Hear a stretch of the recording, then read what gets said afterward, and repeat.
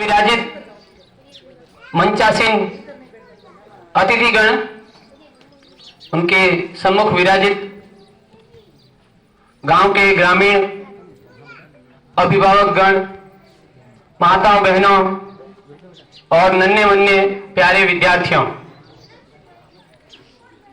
आप सभी ने ओवरसीज स्टार एकेडमी के लिए ये समय इतनी तेज धूप के बावजूद भी निकाला, उसके लिए सबसे पहले आपका हार्दिक स्वागत और अभिनंदन और आभार। भारत के संविधान निर्माता यानी कि इस देश को चलाने के लिए, नियम कायदे कानून बनाने के लिए जो महान विभूति, जो महान हस्ती जिनका नाम लिया जाता है डॉक्टर भीमराव अंबेडकर, उन्होंने कहा है कि शिक्षा वह शेरनी का दूध है जो जिसे जितना ज्यादा पिएगा उतना ही दहाड़ेगा। यानी कि शिक्षा उस शेरनी का दूध है, जितनी ज्यादा उस शिक्षा को अच्छे से ग्रहण करेगा उतना ही ज्यादा वो शेर दहाड़ेगा। कहने का मतलब यह है कि आपके सम्मुख जो मंचासीन अतिथिगण हैं, आप में और जो सामने नन्हे मुन्ने विद्यार्थी उपस्थित है, उनमें अभी इतना ही अंतर है कि इन्होंने शिक्षा ग्रहण कर लिया और उस शिक्षा को अपने जीवन में उतार लिया है। जरूरी नहीं है कि वो किताबी ही शिक्षा ही हो, यानी कि डिग्री, डिप्लोमा, सर्टिफिकेट, 10वीं 12वीं कॉलेज, केवल ये शिक्षा ही जिंदगी के लिए महत्वपूर्ण नहीं है।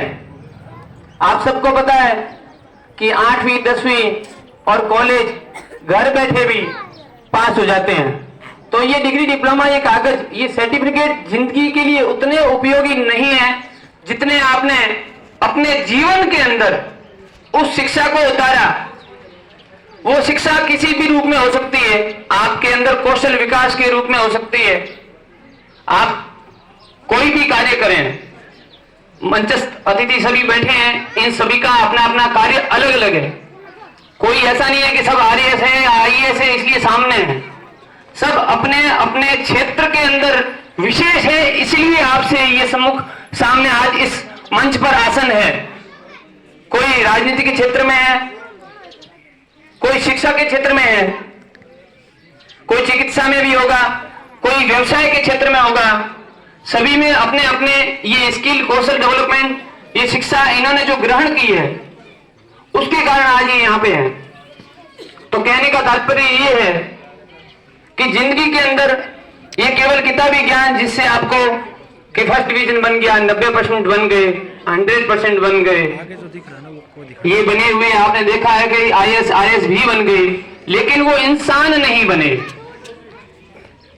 आप देखते रहते हैं कि एक प्रोफेसर थे, हस्बैंड वाइफ दोनों प्रोफेसर थे कॉलेज के अंदर, अच्छे से वो शिक्षाविद थे, गुरुजी थे, लेकिन उन्होंने अपने माता पिता को, एक माता बीमार हो गई थी उनकी, गुजरात की घटना है, ज्यादा दूर नहीं है, माता जी बीमार हो गए थे।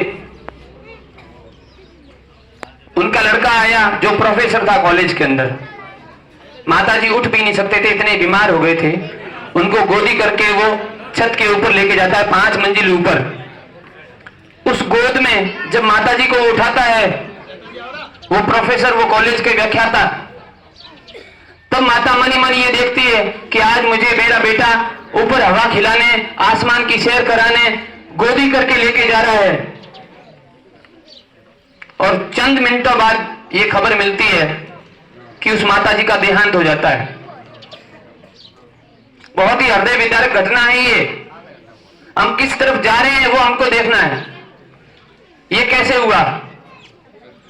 उस बेटे ने जब अपनी सेवा करने की बारी आई, मंचासीन अतिथिगण जरा ध्यान से सुने, कॉलेज के प्रोफेसर, हस्बैंड वाइफ दोनों, किसी प्रकार की कोई कमी नहीं, लेकिन जब मां बिस्तर पर थी, बीमार हो गई, तब उनको वो 5 मंजिल ऊपर ले जाके वहां से नीचे फेंक देता है, क्योंकि उनसे उस माता की सेवा नहीं होती है। कहां रह गई हमारी शिक्षा, जबकि वो एक शिक्षक थे, गुरुजी थे। यही बाड़मेर की एक घटना है, एक आईएएस अधिकारी थे, कुछ सालों पहले की बात है। उन्होंने अपनी वाइफ को, यानी कि अर्धांगिनी को,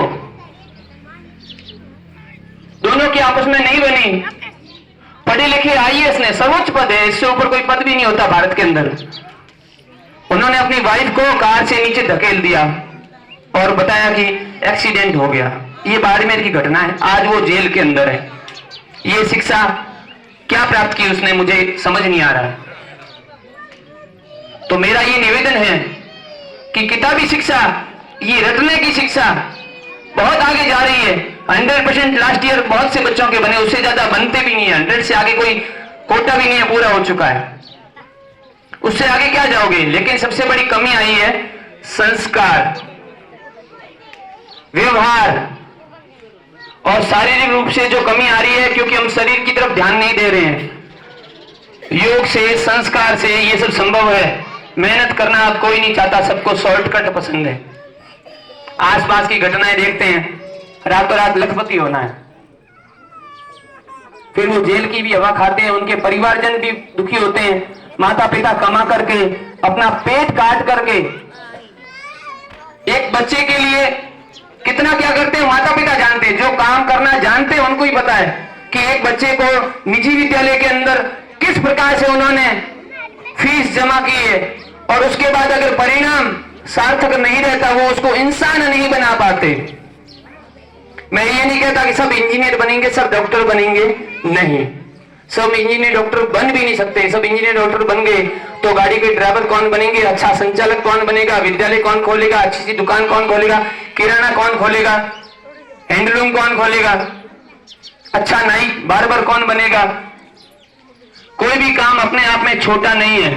ऐसे मैंने बहुत से उदाहरण देखे जिन्होंने MBA यानी कि मैनेजमेंट का कोर्स करके, भारत के टॉप मैनेजमेंट में कोर्स करके भी उन्होंने अच्छी सी सब्जी की छोटी दुकान खोली और बहुत बड़ा सब्जी का ऑनलाइन ऑफलाइन और हर जगह उनके व्यवसाय चल रहे हैं। तो कहने का मतलब ये है कि कोई भी व्यवसाय या काम धंधा छोटा नहीं है, अगर वो उसमें अपना सकारात्मक ऊर्जा देकर पूर्ण ईमानदारी के साथ मेहनत करके अगर कार्य करता है तो आज आपके सामने उपस्थित है। देख लीजिए, इनमें कोई ऐसा नहीं है कि सब IAS बन गए।